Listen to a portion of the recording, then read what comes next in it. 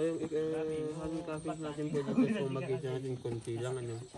Okay, konti lang yung mga hanging coffins dito pero sa talagang madami yung mga hanging coffins yun lang iba-iba yung pinaglagyan nila. Kasi po sa likod ng bundok po nito is marami pang mga ibang hanging coffins pero ito lang yung accessible na pwede nating mapuntahan. Kasi ito lang yung mga accessible sa siguro sa atin na daanan natin para makalapit sa mga hanging coffins. Kasi yung mga iba po is mga ano po, mga bagin po yung mga daanan nila. Okay, so kung makikita natin yung mga coffins po is may mga mahaba at saka may mga maliit. Yung mga mahaba po is na pictures na po ang mga yan kaya nakahiga na po sila. Okay, yung mga maliit po naman is ginawa po, na-pictures din yung mga yan pero ginawa pa rin nila yung nature way na ginagamit namin dito sa Sagada ng Cafetos Station. Diba nung andun tayo sa mga boom yung mga ina natin is naka-fetos tayo.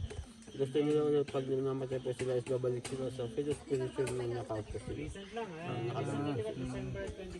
Okay, yung mga upuan naman po is ginagamit nila yan during their wake. So, doon po sila pinapaupo para mabuo po yung fetus position na nakaupo sila. First buried here is 1946. Last buried is 2010 December po siya. Baba niyang bumitaw. Kasi ati